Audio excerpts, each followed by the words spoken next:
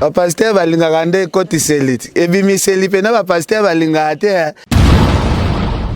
Tolembi ba commentaire ya o église ndenge nini bakenda kotika mais église biso balingaka recevoir donner ba croix ba soignos papa Kabachi na makamususu ozo donc au moni prophète azamba ba enveloppe to mona ki biso ouais to kota tanga montawa te c'est que bon montande to bombi mais enveloppe a bien. C'est-à-dire que la Bible nous dit ceci, la vraie religion consiste à assister les veuves et les orphelins dans leur affliction.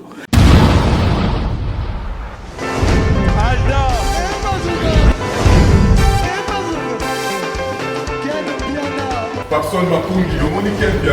Ailleurs, il y a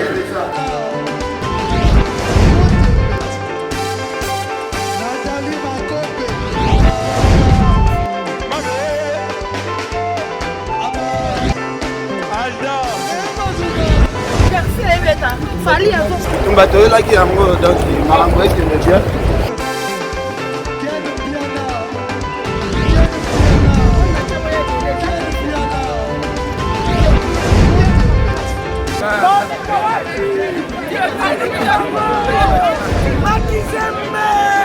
Ah bon? J'ai des lignes mon conduit. Ouais. Ah, ouais. This is London. This is London City.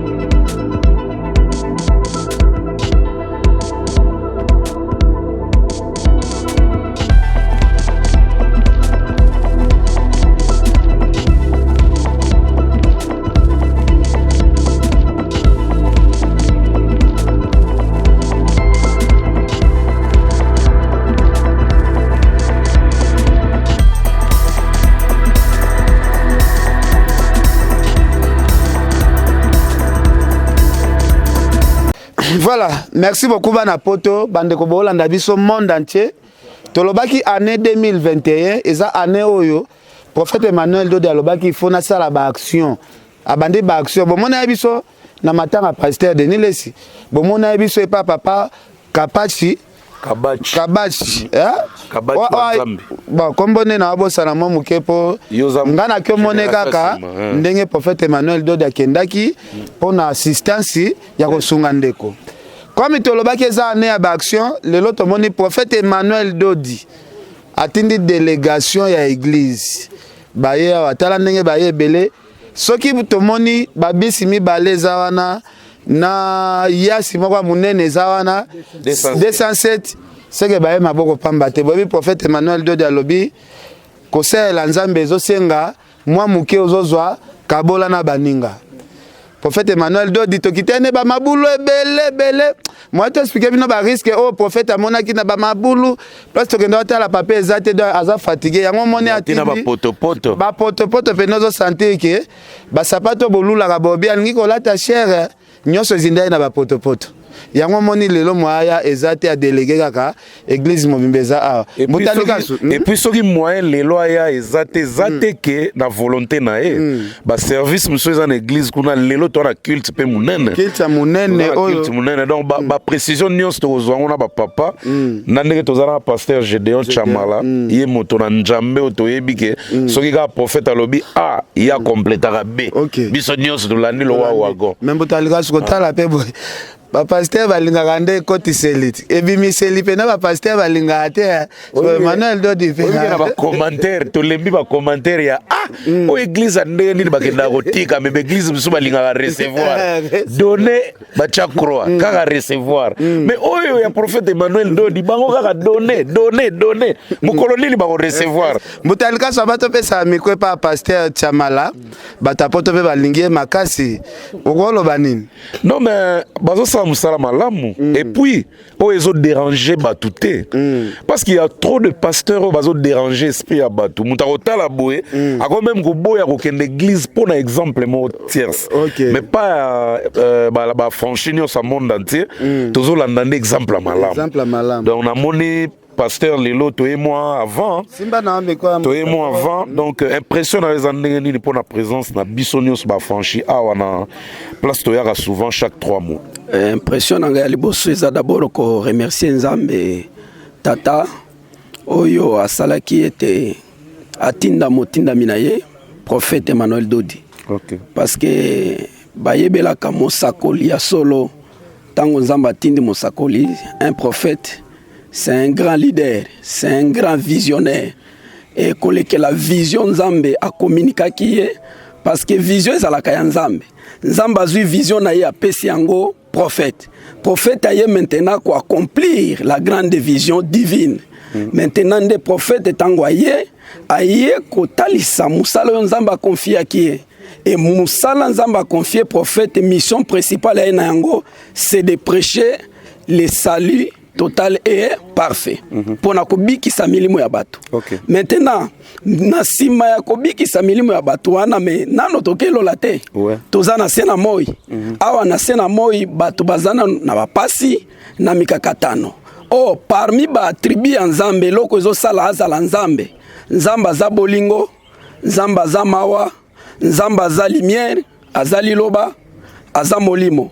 Maintenant, si réellement prophète azote Nzambe aza bolingo, il faut prophète wana atali sa bolingo wana na batu ba contemporain na ye. Voilà pourquoi Bible ezolo ba bolingo ezangi misala eza bolingo ya kokufa. Nde prophète maintenant azotali sa bolingo o eza accompagné na misala. Ndo monaka après chaque 3 mois, nous sommes toujours dans la continuité de bonnes œuvres. Oyo prophète azakotea. C'est qu'un prophète, il amène le nouveau. Aye kozongi sa lingomba. Nzamba za bolingo fo lingomba ezala na bolingo. Ndo monito ye après chaque 3 mois toyaka lelo ezali 3e mois ezali mois ya miséricorde. Ndenge ezali mois ya miséricorde ezali mois ya mawa. O mawa wana etalisa makana ba acte ba œuvre na ba action. Nde prophète atindi biso délégation muneno moni. Toye kotalisa les œuvres ya mawa ya bolingo na Nzambe. Nde toye ko visiter ba orphelin.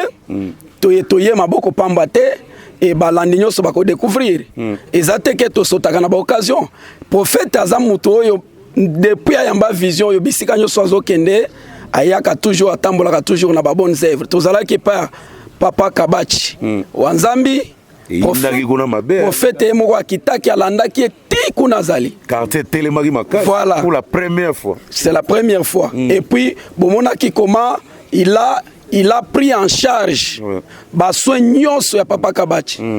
Et pas seulement bas soin na makambo mususu. Il faut préciser pendant 6 mois. Pendant 6 mois, bas soin nyonso Papa Kabachi na makambo mususu. Osons donc au moni prophète azam. Baga enveloppe, to mona ki biso. Ouais, to kota tanga montawa te. C'est que bon, montande to bombi mais enveloppe a bien. Et vimba pour que beaucoup mona paye Papa Kabachi lelo na église. Alors voilà pourquoi nazanga mokote na ko monopoliser lilobate. Na za accompagner. Na une grande délégation ya basali na bana nzambe. Je pense que okotambwisa micro balader moko na moko ko s'exprimer kolo apambola. Merci mon frère Nzambe. En tout cas to poussani awa parce que ce que to moni pasteur Gédéon Chamala directement to ya pa ya Papa Tosha. Ngana yebite na benge pasteur to frère to na benga nini po ba match grande. Thomas. Bonjour Thomas. Bonjour mon frère. En tout cas, esengo na biso ezatang boyaka, bozara na tristesse te, bozara na esengo. Biso vetu ko accompagner esengo wana. Lelo nini ya sika bobakisi na action boye osala place to ya chaque 3 mois biso ba les affranchis. Bon, ya sika na makamba nzambe ezala raté. Amen. Dieu c'est un Dieu de plan merveilleux. Abongisa déjà makambo nyos. Biso toza ba simple exécutant. Donc ndele loto eko exécuter volonté en Nzambe. Pona kombona ekumbama pe mapamboli landa biso. Je crois que le bien-aimé pasteur alobi déjà nyoso. Amen. Ya mutuya tolingi to bakisakaka que notre Seigneur Jésus alobaki loba moko alobi si vous ne croyez pas à mes paroles, croyez aussi à mes œuvres. Amen. Dans les œuvres, il y a les œuvres spirituelles où ils ont déclenché un miracle, mais il y a aussi les œuvres physiques où ils ont talisama na misala ya malamu. Nde lelo tokobo sanate ke prophète Emmanuel aza mutamisala misala na ezomona na babeli bazobika bakanga bazokangola wana eza ya molimo. Mais lelo atei biso que tozala raté bato misala molimo tozala pe ya nzoto po mutu nyonso akobika raté pona guérison ya molimo mutu musupa zozanga ya kolia. Donc toza pe bato misala ya koyeba kosunga ba misusu Konebo priela wana mona mutu se bika kine me tellement zana nzala ezo laksaka net na bika. Effectivement nde yango moni lelo toye na esika oyo bato bazangaka bazalaka mingi. Donc toko kende bisike belende ngomona ki passer chamalobi et pas ya papa Kabach mais lelo toye na centre ya bazangi. Voilà. Et pas ya babola pona to manifester bolingo na biso na lisungi muke kolekela mosakoli bango pe ba sepela. Merci. Voilà le kotoyeli. Merci Thomas. Merci. Nazwana no maman na ebité Sœur Christophe, Sœur Nabiso Pazawa, Maman Toyambi Bino. Bonjour. Merci beaucoup, papa. Bonjour. Mais on s'est présenté devant Franchino Samon. John Smith, servant John Smith. Ouais, topé si binombo tena kombo na nkolo Yesu. Ndenge tolobaka kaka mosala elekebele. Donc tozola que ça va œuvre. Maman John Smith, toye awa la fois passée. Na mona boloba pe moi mingi batu mingi balela ki awa pona eta ya bana to kutaka faso bazo vandela na eta bazana ngo bon à part o ntoma to chalobi to pasteur Gédéon nini ko bakisa na oto yeli lelo bon ba sali balobi déjà mingi to koyebisaka na bandeko o bazolanda biso o déjà ba contribuer sous koleka parce que tozota lisango la misala avec Emmanuel Dodi ce sont les œuvres aloba kaka te to salaka nde yango botala et puis bo sala koleka parce que lipambole lalia lipambole lalia comment la biso boye to toza ba œuvre pe amen ozomona donc yangwana lipambole lalia bo sala koleka bo mona nzambe wana ako pambola biso koleka. Merci maman to sepeli makasi merci to epa papa. La fois passée, papa loba moi liloba. Ngana kotika ete mbalo pa baksa soit moi litanga. Et ça la rabiso bien. Bonjour papa. Bonjour. Rappelez bango liso kombo po ngana za wana pona ko représenter bango na simbiga micro. Kombo nanga pasteur Dieudonné Ilunga. Naza moko ya lingomba ya église universelle pentecôtiste charismatique. Amen. Toye lelo awa puisque ba lobby presque bilogo nyonso to se répété Gana linko ebisa bango que église oyo ezo ça la différence. Différence wana eza application liloba nzambe. Amen. C'est-à-dire que la Bible nous dit ceci, la vraie religion consiste à assister les veuves et les orphelins dans leur affliction. Donc cette application là eza la kaka koloba pamba, il faut le mettre en pratique. C'est pourquoi prophète Emmanuel aye kolakisa bolingo moko démonstratif. C'est-à-dire que bolingo wana eza kaka koloba o tolingana Nzambe aza bolingo o boyena boye, mais il faudrait que ezala accompagner na ba œuvre. Parce que toza na période ya mabondeli tokosilisa ngo lelo ya miséricorde, c'est-à-dire mawa. Mawa eza mawa kaka omoni moto na yokeli yo mawa, il faudrait l'assister. Lokola na yebisi bino phrase ya Bible wana. C'est pourquoi toye lelo ko démontrer kolakisa. Eza mbala mon côté, donc eza na programme. Bato ebele na ba église basala ka ba programme basali yango peut-être une fois les 5 ans. Tokendeke na prison, tokendeke na hôpital, etc. Mais awa il y a encore application à biloko Nzambe à lobeli musakoli na ye.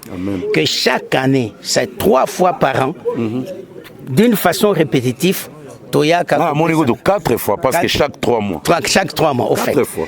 Alors, biloko wana, il faudrait que Mangomba Mususu etala. Donc, biso toza loko la drome ya aéroport, ils ont tourné. Tour de contrôle. Tour de contrôle, voilà. Donc, ils ont tourné pour que Mususu va tala et puis va appliquer. Merci. Voilà au moins eloko na lina bakisa. Wana liloba mokolo. Bolingo moko démonstratif. Na kage yango ekoti na dictionnaire. Merci papa. Na ye awa na chambre haute. Te déplaçant. Bonjour ba miraculé. Bonjour. Na bandia ouais. Bon ba franchi tout bazolanda yo. Bon bango balinga il faut yo moko lobi na no kombo. Biso to cheka ba commentaire. OK, ngana za pasteur Josué, naza l'un des membres ya chambre haute. Bandeko yo parmi ba encadreur tozo kamba bandeko ya libanda. Amen. Ndenge toye lelo boye namoni bato tout baza na sourire ezaka pona miséricorde tozana ngoto sourire ne toye kotala ka bandeko. Mutalika sina koyebisa que soki mutu azopesa eloko kolia akangi kanda za dangereux.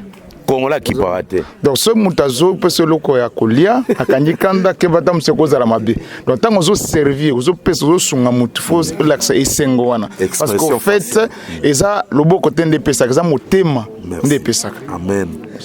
Moi liloba lisusu pona ba franchir nyonso bazolanda biso. OK, au-delà ya o ba na Nzambe ba lobby na nyi ko insister sur date. Ozomona eloko ya malamu o esalimi na tango ya mabe e comme eloko mabe. Donc tant oyo révélation mosakoli azwa 4 fois par année chaque trimestre eza na sens. Amen. Ozomona eza na sens. Donc awa lelo déjà pona bande konyo so toyebi ke lelo tozo clôturer prière na bisa miséricorde. To bandi na losambo to kena mateya to yesko na misala. Donc eloko bandi ko retenir yango wana biteni misatu wana. Amen. Merci vraiment. Merci beaucoup. Pasteur Gédéon et Josué. Na ba confusion ya ba taille tonine. Na yena noir. Te to si ça dans la chambre haute. Bonjour. Bonjour. Moi lilobaka okobaksa un plus na oyo Josué pasteur Josué Lobi. Oui bon, naza vraiment na esengo makasi ndenge to yeli susu kotala ba bana na biso bandeko na biso et ce qui est pour nous une coutume, vous voyez. Au moment où toza bateli bosote ya kosala makambo oyo. Il y a de ceux qui le font. Ozomona. Bon, les occultistes les font même plus que nous. Vous voyez. Ba religion musu basala kango le kata biso. Mais différence to point de démarcation kat na biso na bango za biso pour na biso za culte. Vous voyez, pour la culte. Alors nous sommes venus rendre un culte à Dieu, entre autres collègues, qui assister bana oyo. Oyo peut-être bazana mutoko sunga bangote, bazana mutoko soutenir bangote. Amen. Alors le kola, le boko moko sokola kelongité. Voilà pourquoi nous lançons cet appel à nos frères et sœurs de partout. Boya, bosangana na biso elongo pour qu'enfin que culte oyo ezala. Malam est plutôt sunga bana oyo ensemble, je pense que c'est une bonne chose. Merci beaucoup. Tozo yembata pendant 50 secondes. Et après tout ça les prières. Atabato bako bako linga mongona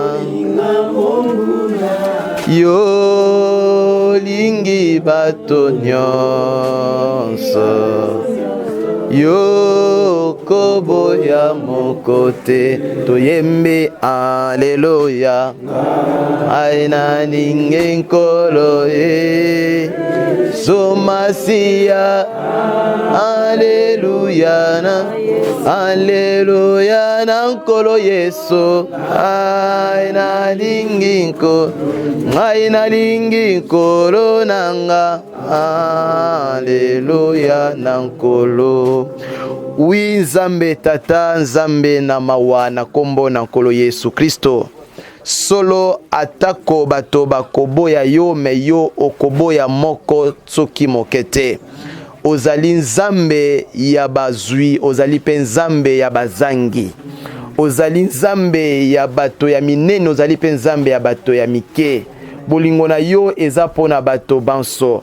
Lolenge mvula ekitaka pona moto nyonso, lolenge pe mawa na yo ekitaka pona bato banso. Me yo lingi ete tozala baye oyo bazali kokende kotala babola. Voilà pourquoi moko na lelo toye kotala babola. Toye na kombo na biso te, me toye na kombo na yo Nzambe tata, Nzambe na nkolo Yesu Kristo. Na yango tosengi visite na biso na oyo esika epa ya babola na orphelina ya mama Koko. Tomitiki na maboko na yo ozala elongo na biso. Ezala biso te me ezala yonde komimonisa. Nyonso oyo ekolobama, nyonso oyo ekopesama, ezala na bozwi, ezala pe na mosolo, ezopesama na kombo na yo. Toyende ko represente yo liboso ya bandeko oyo bazali awa. Tika ete moma oyo ebandeli pe suka nguya na yo ekamba biso, et surtout mawa na yo emonisa masolo na kombo na nkolo Yesu. Amen. Amen. Oui, merci beaucoup. Comme ça, tous ici parole et pas ya papa ya représentant ya département social papa Kakesa pour na akamba biso ndenge service kotambola.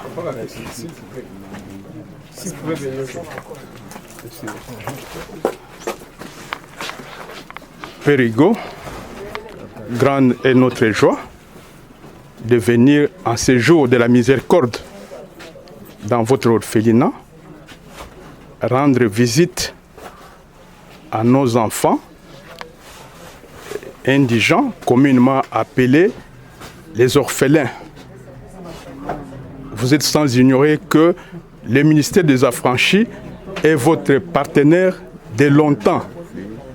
Donc, si nous venons de temps en temps en ces lieux, c'est sur l'initiative de notre prophète majeur, le prophète planétaire, Emmanuel Dodi, qui a toujours pensé à ses enfants, raison pour laquelle il nous envoie de temps en temps pour venir rendre visite à ses enfants.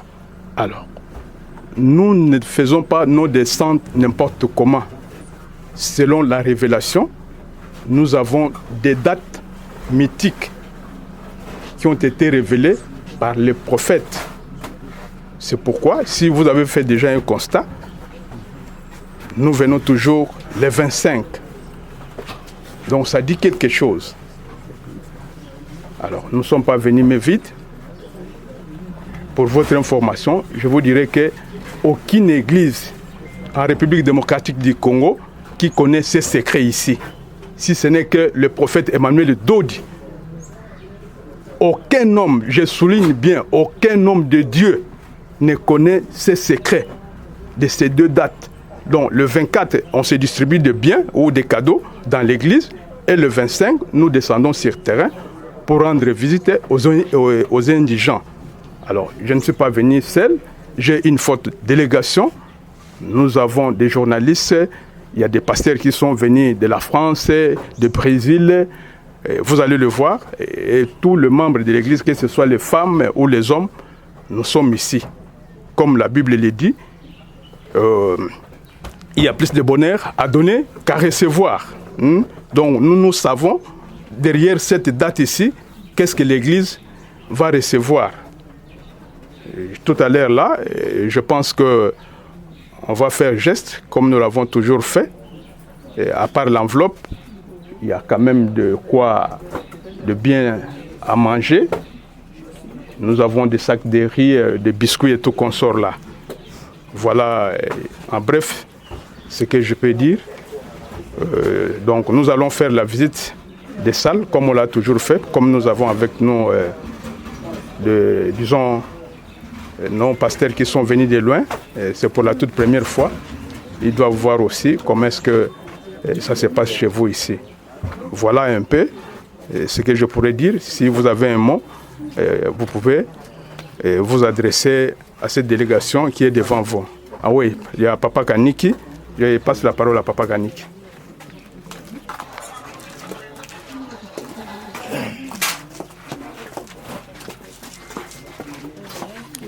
Shalom Église. Shalom. Shalom Mama Coco. Shalom. Comme d'habitude, on ne vient jamais sans quelque chose en cette date ici, présent. Comme Papa Kakes l'a dit, on vient seulement les 25, mois de mars, mois de juin, mois de septembre, mois de décembre. Seulement les 25. On ne vient jamais mais vite. On a des vivres. Nous avons une enveloppe avec nous que je vais vous donner tout de suite là. Il y a des vivres là-bas que vous allez voir, découvrir.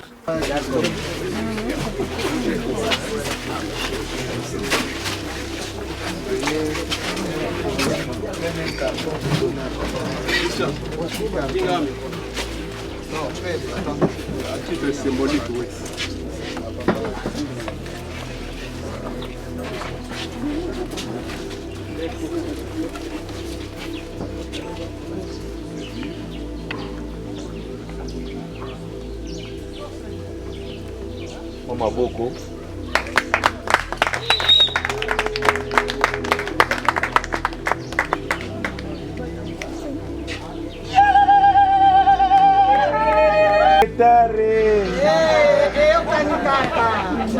Avec tant de problèmes que nous passons les derniers temps, vous connaissez très bien. 3 jours, j'ai dit, oh, quelquefois on ne sait pas, nous n'avons pas les moyens pour tant d'enfants que nous avons malades. Mais j'ai reçu l'appel, je sais que toujours, vous jamais nous oubliez, je sais le 25. Et aujourd'hui, pour nous aussi, se célèbre le jour de l'Annonciation à Marie, la Mère du Seigneur. Pour dire que c'est une des grandes dates, le 25 aussi de décembre.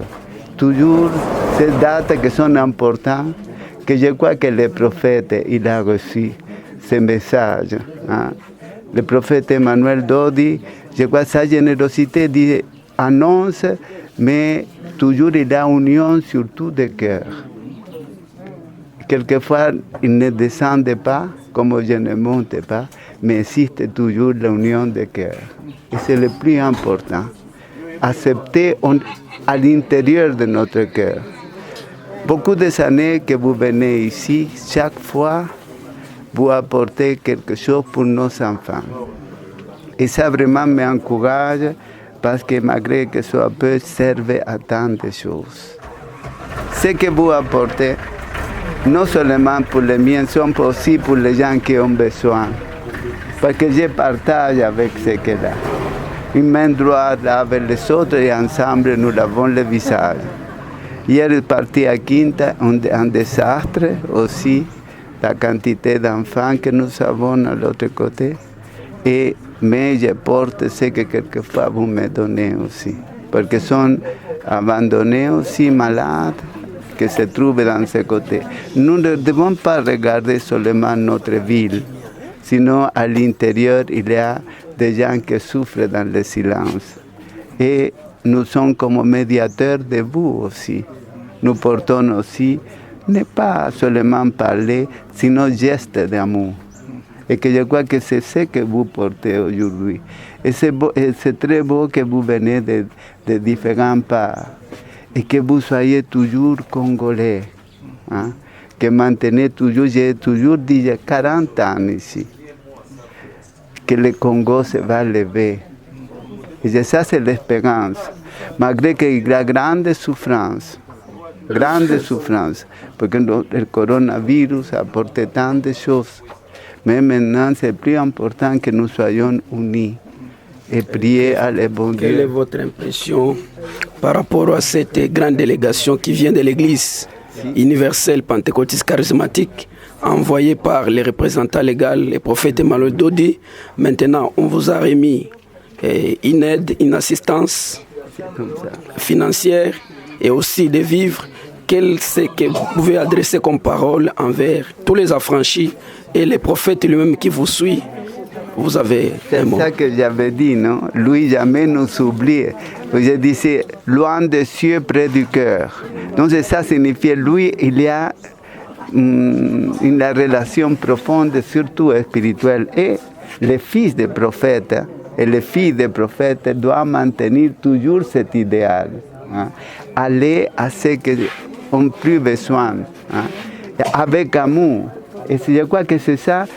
Nous unir ensemble, c'est pour la gloire de Dieu, hein, et pour le bien de chacun de nous.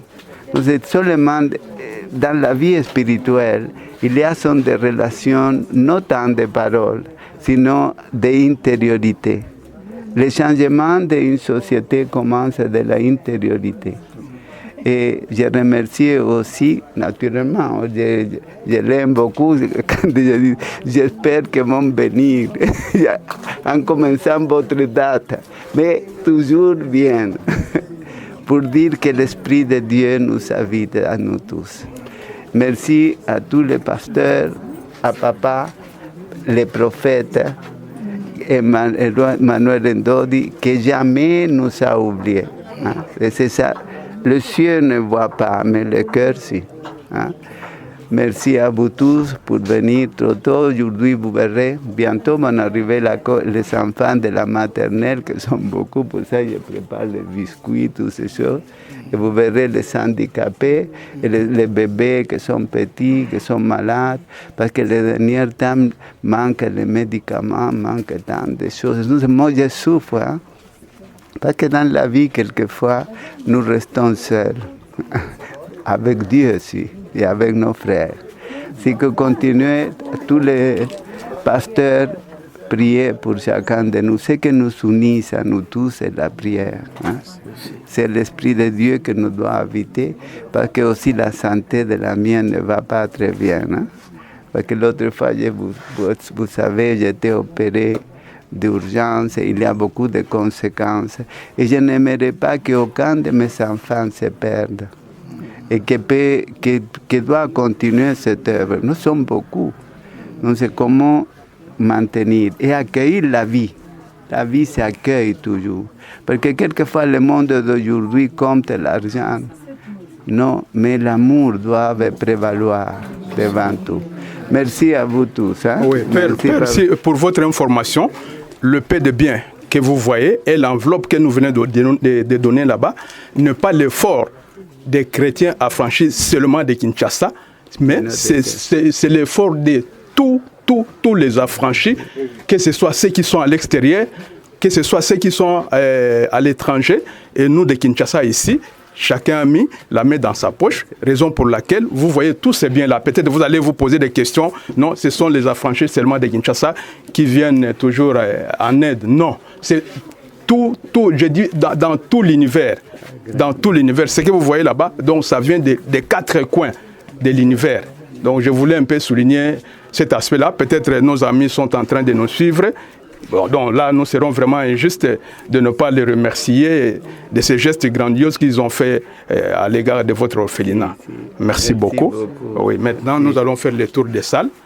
Que c'est parmi nous, il y a des amis qui sont venus pour la toute première fois. Bon, okay. Ici, je vous explique ici, et nous vivons ici. Hein. Regardez, toutes ces choses que vous trouvez ici sont pour les enfants handicapés. Par exemple, nous avons écrit « Bonjour, toi que quoi mon chemin ». Tous sont enfants, quelquefois nous séparons.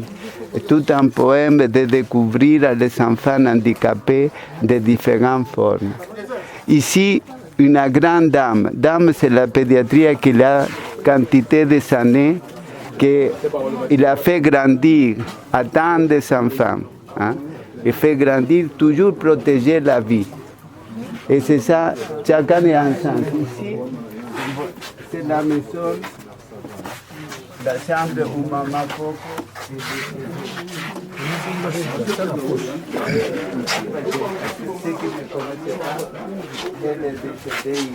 C'est ici, Maman Coco, elle est décédée, c'est ici, elle dormait, c'est sa chambre.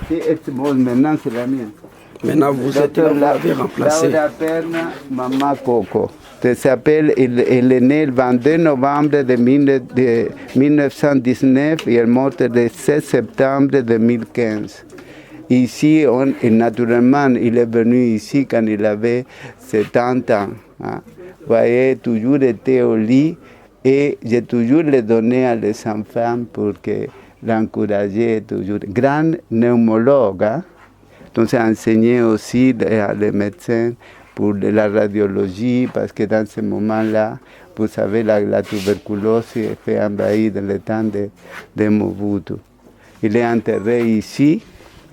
Ici, notre vie, c'est ça.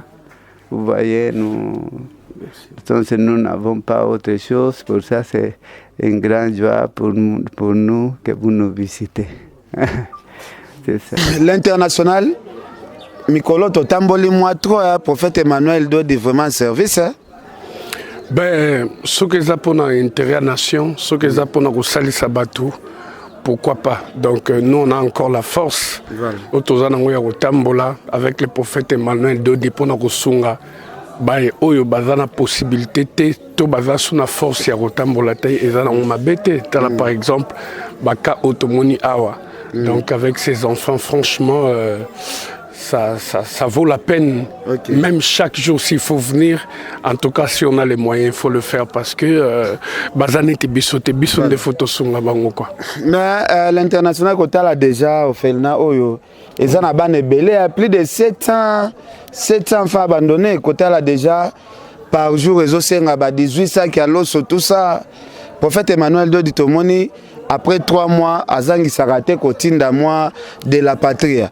Au sein de nini na bande konyo soto bazolanda biso parce que balobi prophète Emmanuel Dodi netchalinga bo mabe église msusu pour l'église et beleza la rara il faut pas recevoir mais ko sala bado abozala moi passe. Au sein de nini na bande ko ba yo kapi ba yo ke la pe ba no mawa.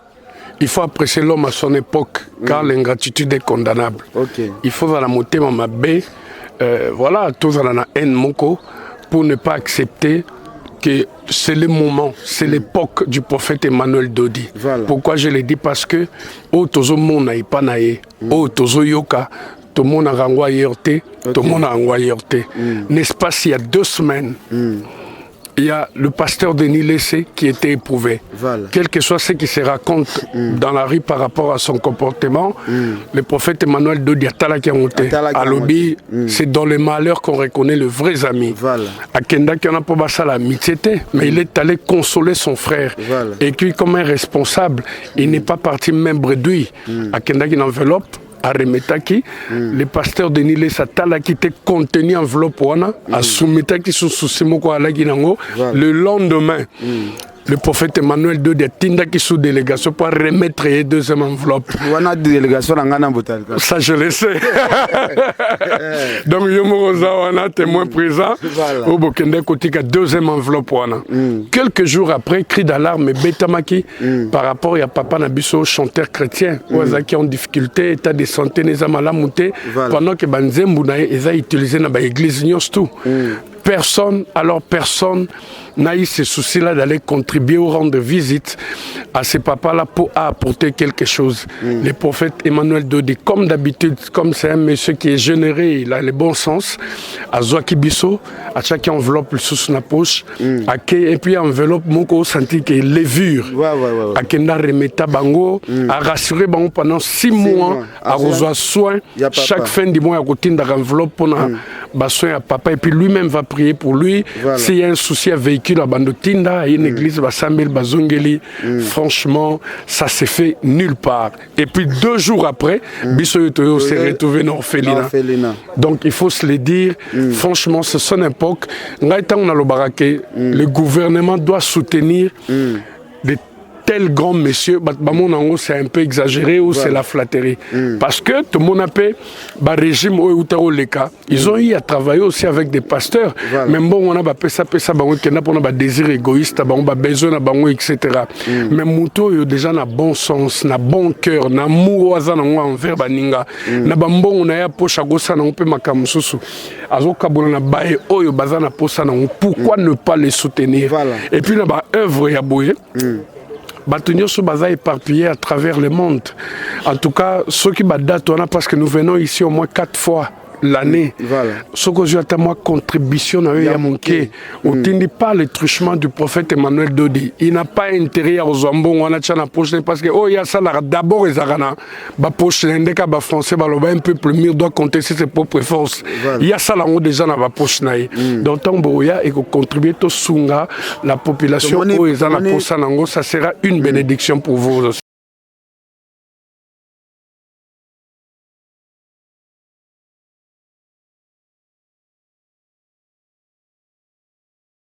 Papa Roger, bonjour.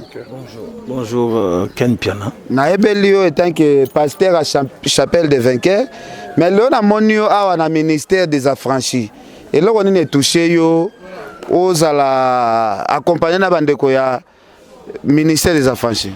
Bon, d'abord faut comprendre l'émotion et Zamakasi. Vous savez, tant que nous vivons dans la ville, en dehors, il y a des conditions à boyer. On ne se rend pas compte qu'il y a aussi des hommes, des enfants, filles comme garçons, où ils ont besoin d'assistance et à niveau à boyer. Moi, c'est la première fois que à Awa. En tout cas, j'ai été écœuré de voir comment les enfants abandonnés, démunis, orphelins, malades, infirme. Est-ce que Zamba a liboso à mon amakambo ils ont étonné? Non, c'est surprenant. Ils ont comme ça. Parce que au-dessus de l'église à Mounene Chapelle des Vainqueurs. Oui, na au-dessus de l'église à Mounene, ben tout ça là au salaba. Bon, c'est vrai que na fin d'année, tout ça comme ma bloc pour na personne à 3e âge, mais quand na katia église. Quand na fin de l'année à Pambesi. Oui, na katia na fin de l'année, na katia église, tout ça comme ma bloc copé ça bah to bien ambassadeur copé ça bah troisième il y a 3e âge mais qu'on déplacer qu'on y a na ba orphelinat boyé en tout cas ils ont se tromper les lots za na mois ni to date non le lot za le 25 il y a 3e mois c'est-à-dire mois de mars en 2021 bon depuis on a comment franchi na comprendre ba mystère ba date na ba mois et souvent ils ont la le 25 il y a mois ndeto yaka c'est 4 fois par année na mars na juin na septembre na décembre et révélation au prophète Azoa ils ont un mystère moko bomba na simanango net na 3e mois ils ont moins miséricorde alors miséricorde est à 3 choses les actes les œuvres et les actions alors awasiko nde to ko manifester ba œuvre ya miséricorde la Bible dit montre-moi ta foi et moi je te montrerai mes œuvres et continue en disant que la foi sans œuvre est une foi morte. C'est-à-dire yo ko lo bakinandimeli kolo Yesu na sambelaka et tout mais ba œuvre il y a bondimina yo il faut monisama et c'est ce que nous sommes venus faire aujourd'hui. Pasteur Roger avoya otambali pe église belé. Oui, bien sûr, on a tant de l'église Belé. C'est l'église à Soukandé à Mouneno, Tchotanga. Oui, l'église à Souka, j'ai servi là-bas pendant 14 ans. Et ça, dans la chapelle des vainqueurs, na 5e rue, na limité. J'ai servi là comme pasteur. Naya, on a déjà en tant que pasteur. Voilà. Est-ce que la différence entre Kounana et les affranchis? Non, la différence, c'est Ali. Ya munene parce que tout le monde est comme moi nayo on me compare sur la différence au monde non différence c'est ali d'abord bon tout le monde peut se dire qu'il y a un bolingo hein mutunyo soit sambe la kakolo bakazana bolingo mais bolingo ya so le monde ça makana misala hein exacte que parce que au sambe la ka to kabeli moto 100 francs to $100 ndo lobi kozana bolingo hein biso awa to vivre bolingo ya solo voir ceux qui n'ont rien à manger, voir ceux qui n'ont rien à se vêtir, assister ceux qui ont besoin d'affection. Parce que ce sont des choses qui manifestent l'amour. Dieu, en nous manifestant son amour, appelle ça qui mon anaïe.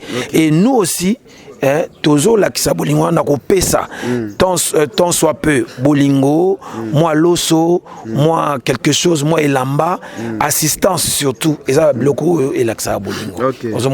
Donc différence c'est ça wana.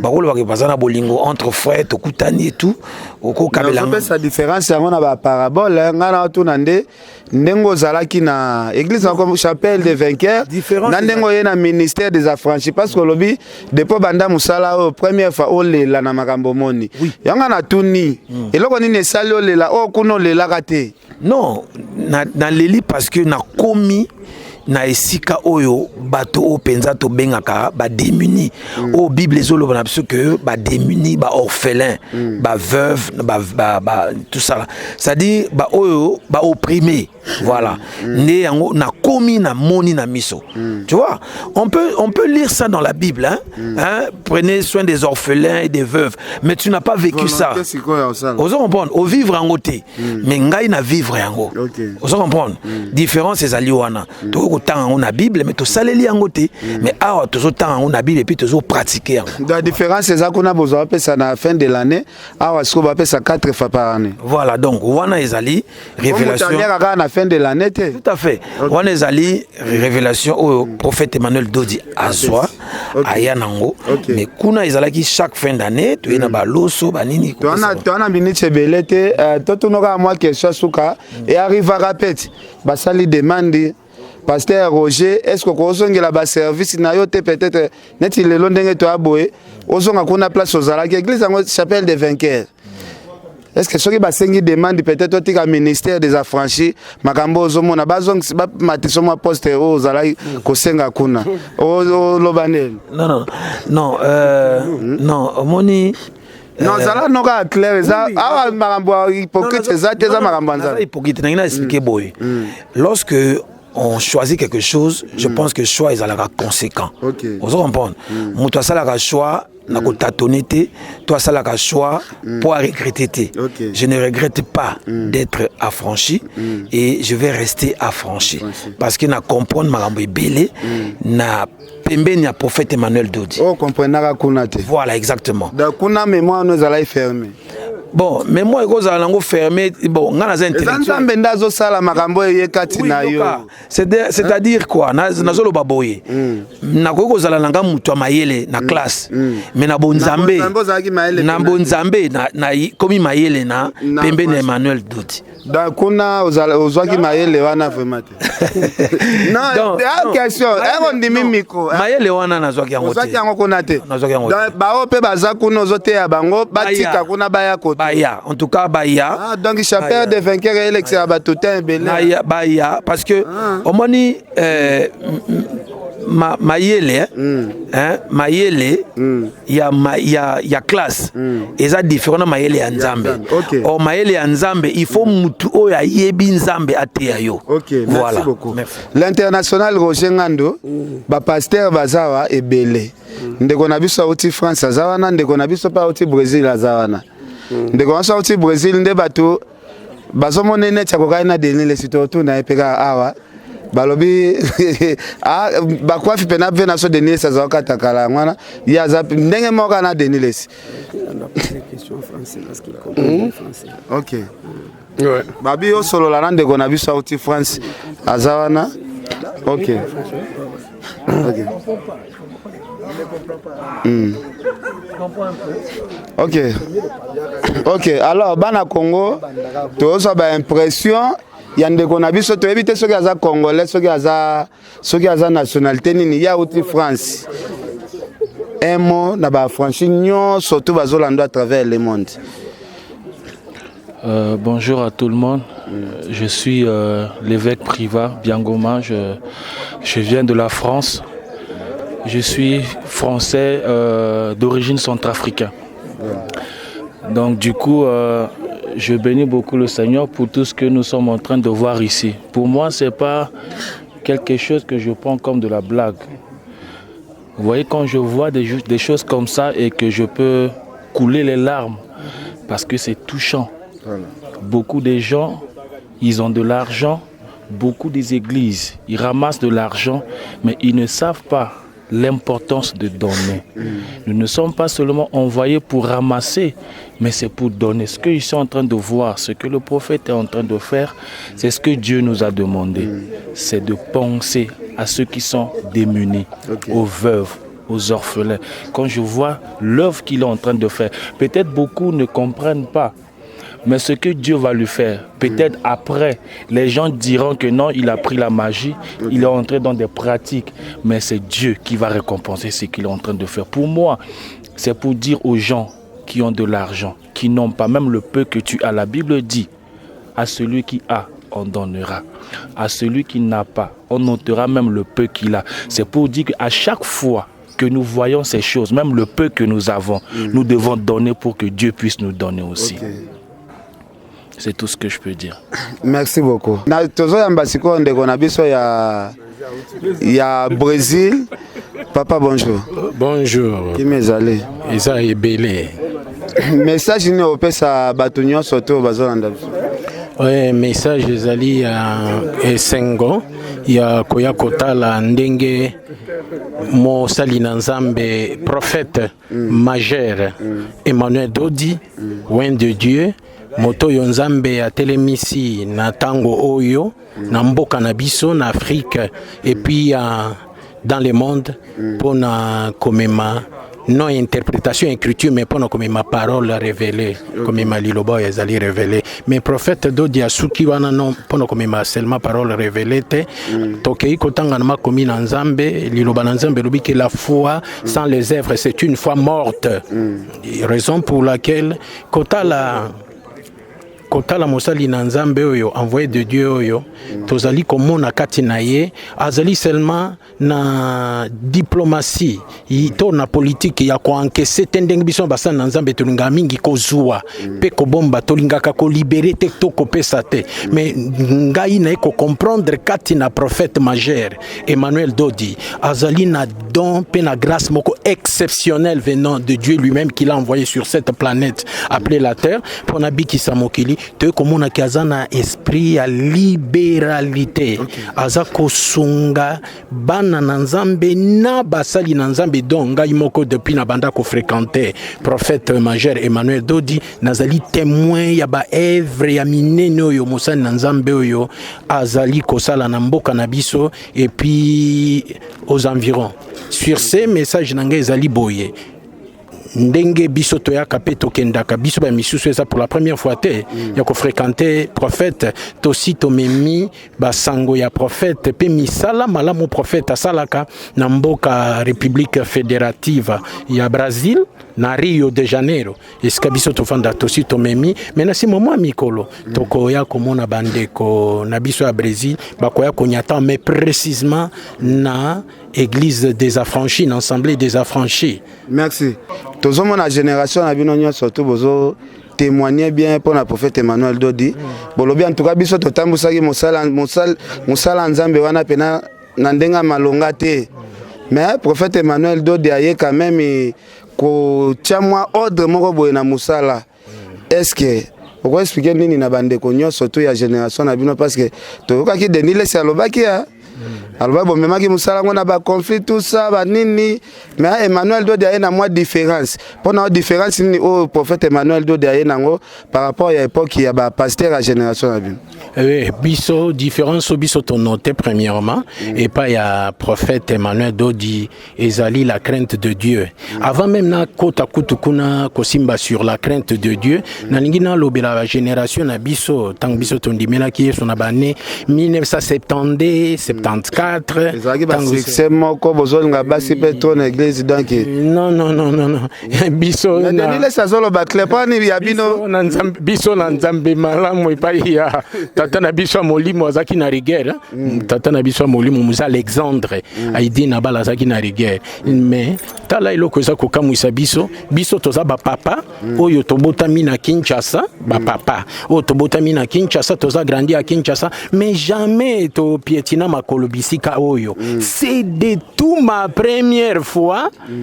Malgré tout naza papa mokolo abotami na Kinshasa, akoli na Kinshasa aboti et puis bana na epe baboteli bakoko na Kinshasa. C'est de tout ma première fois na occasion ya prophète namona esika oyo na découvrir pour la première fois na nzela ya motinda minanzambe prophète Emmanuel Dodi. Depuis au banda côté ape bandimi osali so ba combien des années na yo moko pasteur potikaka otikala ko eba pe banzelo tekezala. Na tikala koko mate wana veri. Prendre ngwe pas prophète Emmanuel. Na ko prendre pas prophète Emmanuel. Mwana muki abeta kambonda pe mikolo pe babine. Oui, ezali azan de Dieu, un prophète. Un prophète c'est celui qui amène un prophète azanani, un prophète azalei dans les corps. Mais il s'agissait de quel corps? Là je parle les corps du Christ. Et tant qu'un prophète de Dieu azali sono katinanzo tonzo tezali ya Yesu. Biloko nini osomona ke bino bobungaki ya ye quand même ko bongisa mwanda. Ah biloko yo nako. Denile sazolo ba clair tota kamera. Ah bon, ngai nakoki kolobela pona ba misusu te. Soki mingi babunga ki soki na masanga na kindumba na lokuta na ba escroquerie.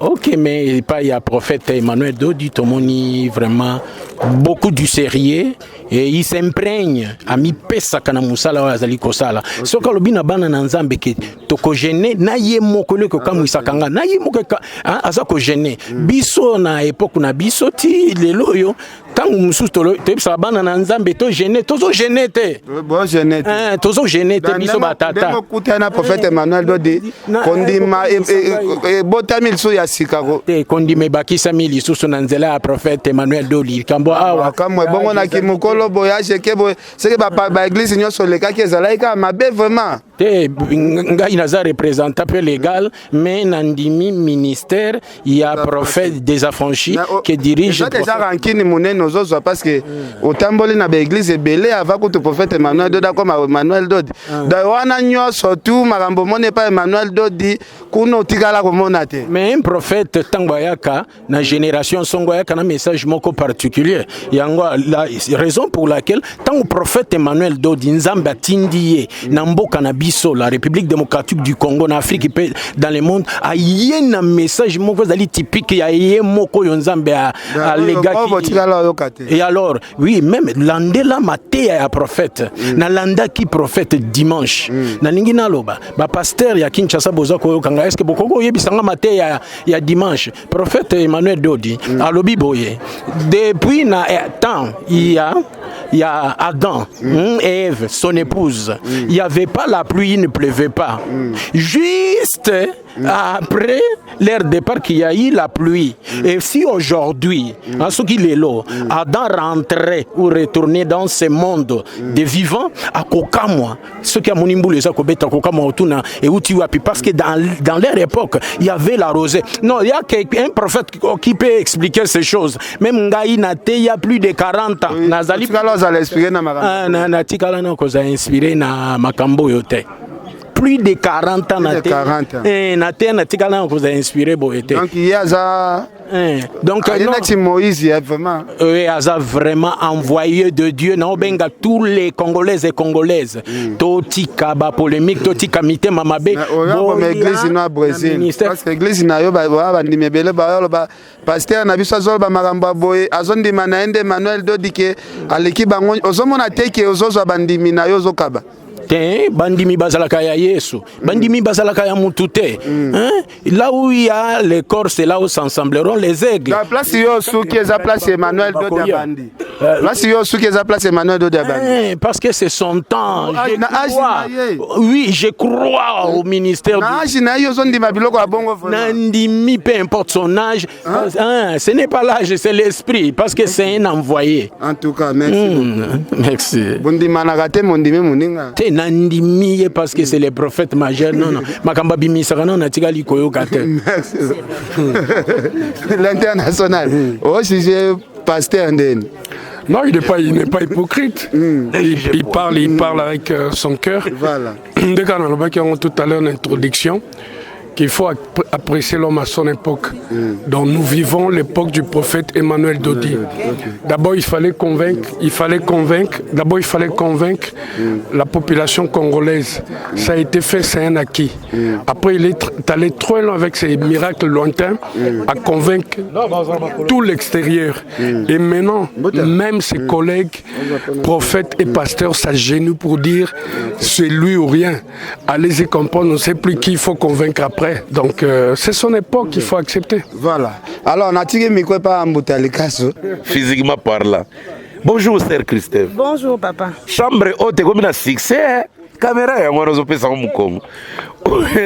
Chambre haute, et comme il souhaite à Moutounion, ce sont les cultes sili, tout le temps, tout semble dans 4 semaines. Batouaou il a une chambre haute. Secret na bino zanini pour misusu bako interpréter en magie parce que ils ont agir. Secret na bino zanini maman Christelle. Au fait, papa, secret à chambre haute, c'est d'abord le prophète. Parce que la chambre haute ne travaille qu'avec le prophète. Okay. Ceux qui prophètent à Zate, il n'y a pas de chambre haute. Okay. Ceux qui beaucoup en nous remontant dans l'histoire, dans la Bible, il y avait une chambre haute. Okay. Avec le prophète Élisée, si je ne me trompe pas. Okay. Donc le secret de la chambre haute, c'est le prophète Emmanuel Dodi.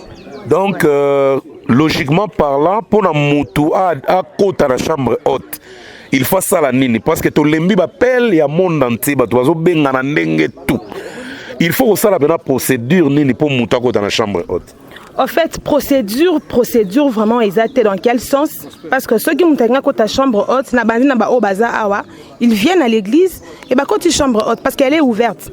Elle est là, elle reçoit tout le monde. Pour Naba Obaza Libanda, si quelqu'un veut entrer à la chambre haute, la personne appelle d'abord le prophète Emmanuel Dodi.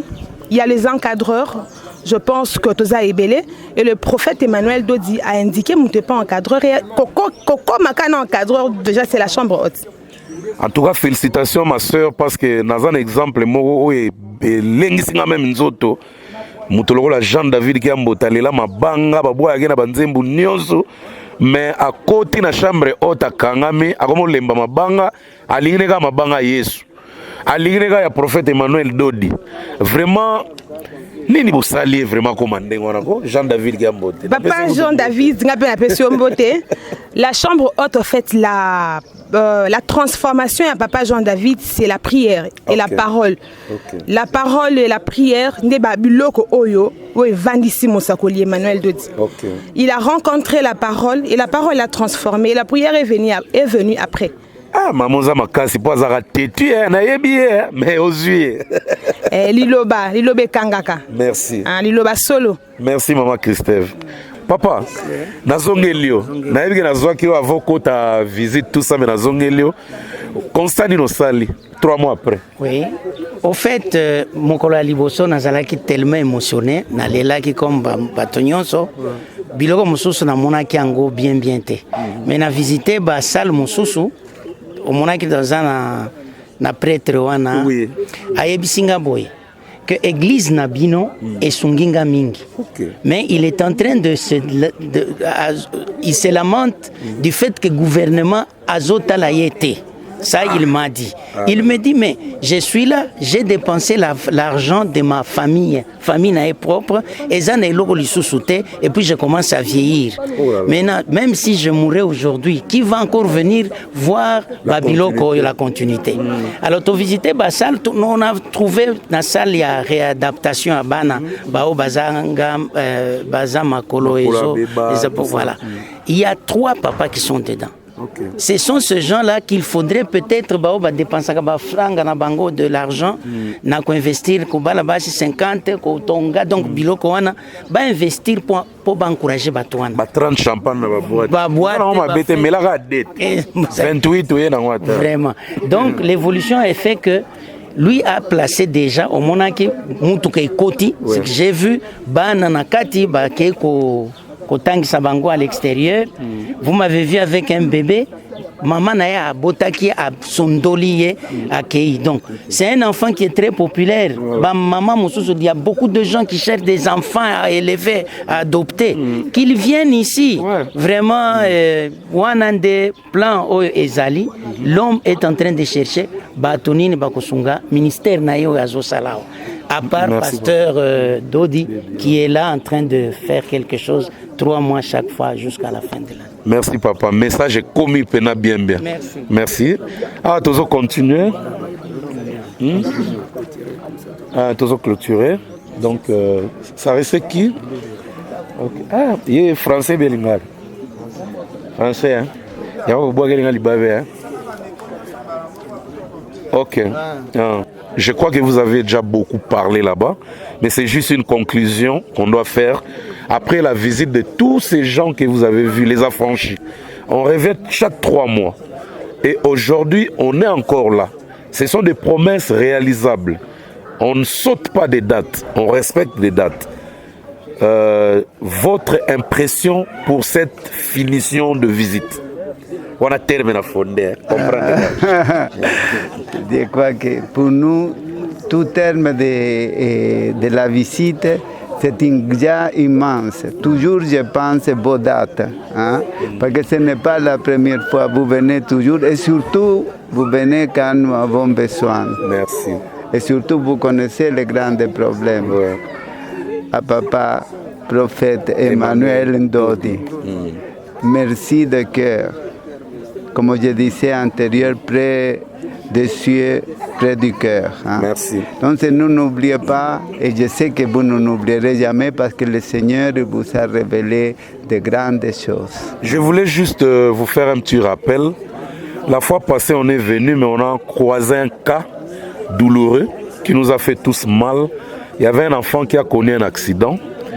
Comment ça a été passé? Comment c'était passé? Parce que nous, on est rentré, hein, on vous a laissé, bien qu'on a déposé les dons, mais c'était passé comment? C'est très bien que vous m'avez dit.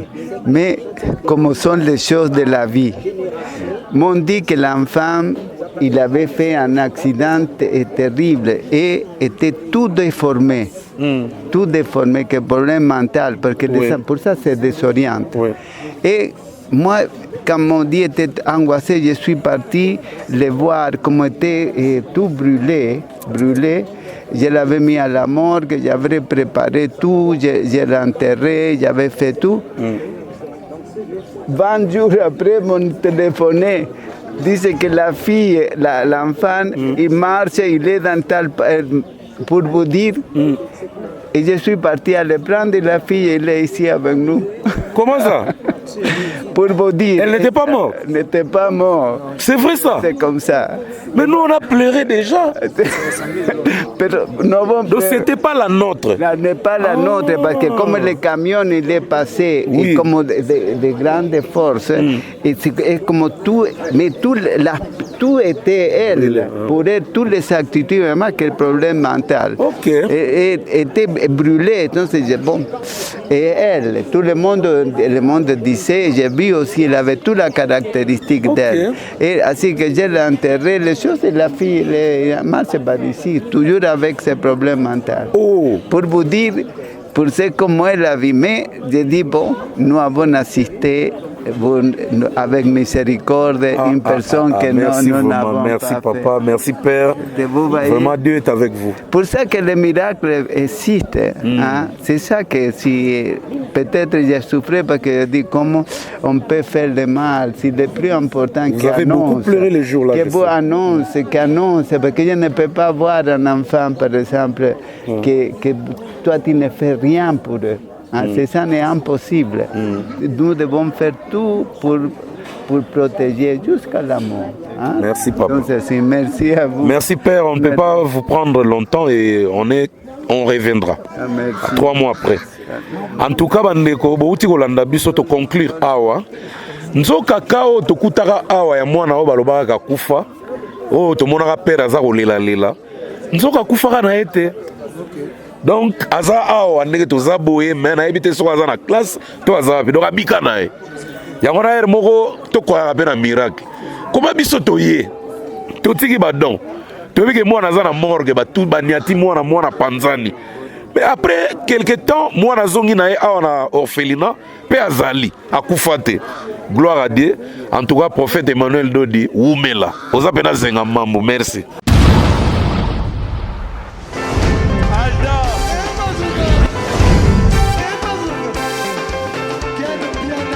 Maxon Makungi, au Monique Biana. Ailleurs,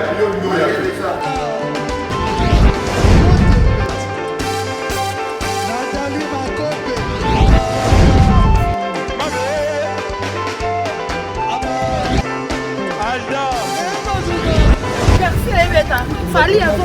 On va te là qui a donc malambo est bien.